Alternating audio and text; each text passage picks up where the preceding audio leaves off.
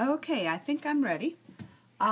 We are going to talk about acute and chronic pancreatitis and pancreatic cancer. And then I will see you guys in class on Tuesday.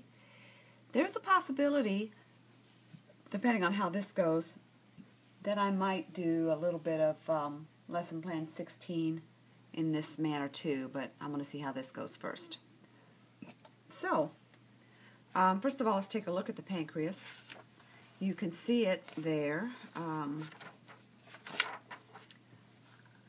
You've got the islet of Langerhans, which is the endocrine portion. Those secrete their hormones like insulin and glucagons directly into the bloodstream.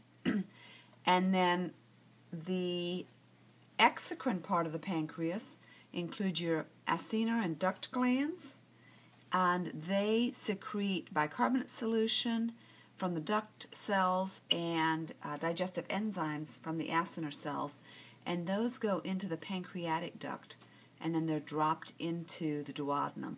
Remember also you've got bile coming from the liver that drops into this duct. So the pancreatic duct and the hepatic duct and the cystic duct is off of here. They all kind of converge at the common bile duct. And this picture probably isn't really to scale, because typically there's a little bit more of a common bile duct than what you have here, but that's going to vary from individual to individual. The anatomy is not exactly the same in everybody. So, pancreatitis is an acute inflammatory process of the pancreas, and the inflammation can be just a mild edema to severe hemorrhage and necrosis. It is most common in middle-aged men and women. There are 80,000 new cases every year. Of those 80,000, 20% of them will be severe. And what is meant by severe is those patients end up in the intensive care unit with complications like acute respiratory distress syndrome. The acronym for that is ARDS or ARDS. Acute renal failure, cardiac depression, hemorrhage, hypotensive shock. Those can all be systemic manifestations of acute pancreatitis in its most severe form. If you develop a severe pancreatitis, the mortality is 20%. The primary etiology of pancreatitis is alcoholism and biliary tract disease. John Ashcroft developed a pancreatitis some years ago secondary to his gallbladder, and the treatment for him was to stabilize him and get the gallbladder out. These two reasons will account for 85% of all pancreatitis. Women are going to be 1.5 times more likely than men to have their pancreatitis caused by gallstones. On the other hand, men are 6 times more likely than women to have acute pancreatitis caused by alcoholism. About 10 to 15% of your chronic alcohol abusers will develop acute pancreatitis. There are some other causes that can include trauma, post-surgical or abdominal trauma injuring the pancreas. Sometimes viral infections can cause pancreatitis. A duodenal ulcer that penetrates can damage and inflame the pancreas. Sometimes you have pancreatic obstructions like abscesses or cysts or tumors.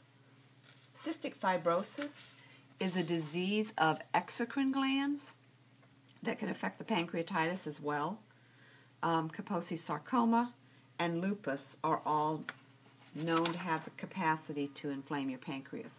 There are some drugs. Corticosteroids really don't bother much of anything, but on occasion, corticosteroids can cause pancreatitis, and we don't know why. Some others that have some association could be the thiazide diuretics, the estrogen in your oral contraceptives, sulfonamides, NSAIDs, azathioprine, and we don't exactly know what it is about these medicines that cause the pancreatitis. Some metabolic disorders, like the hyperparathyroidism with its hypercalcemia, can produce pancreatitis. Elevated lipids.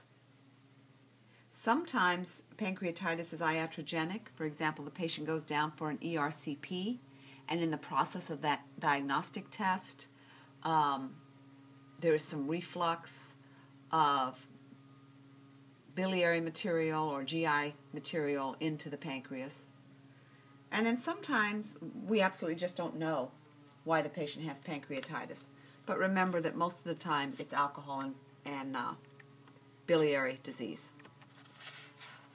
So what happens is the most common pathological mechanism is thought to be autodigestion of the pancreas. You have activation of your pancreatic enzymes that happen in the pancreas rather than in the intestine. Remember how those ducts and those glands are?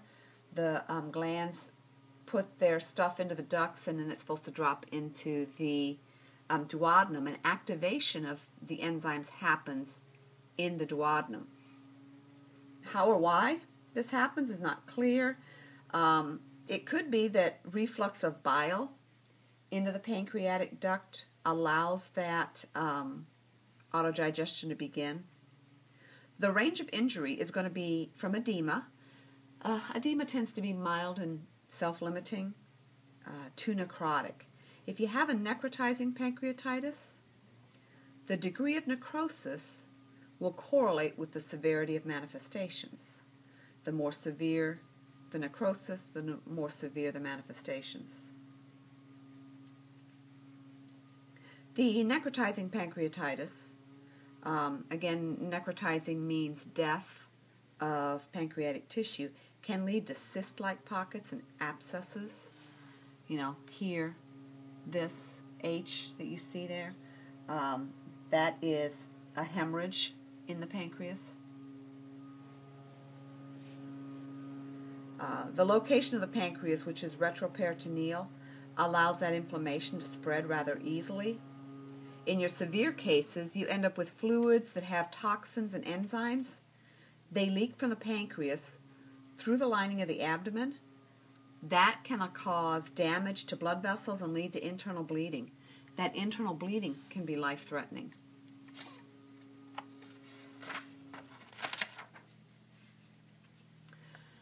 So, if we look at an overall view of this, you've got your etiological factors, alcoholism, gallbladder being the most prevalent, producing some kind of obstruction or some other reason why there is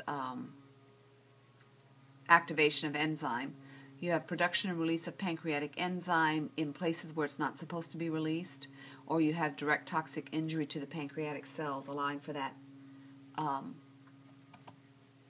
injury to occur. Trypsin will allow for edema, necrosis, hemorrhage. Trypsin also activates your other enzymes.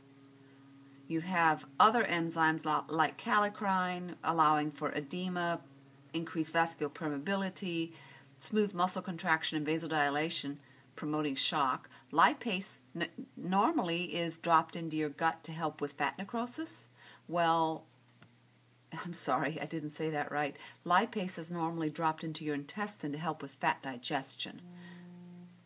But in this situation, it allows for fat to be necrosed.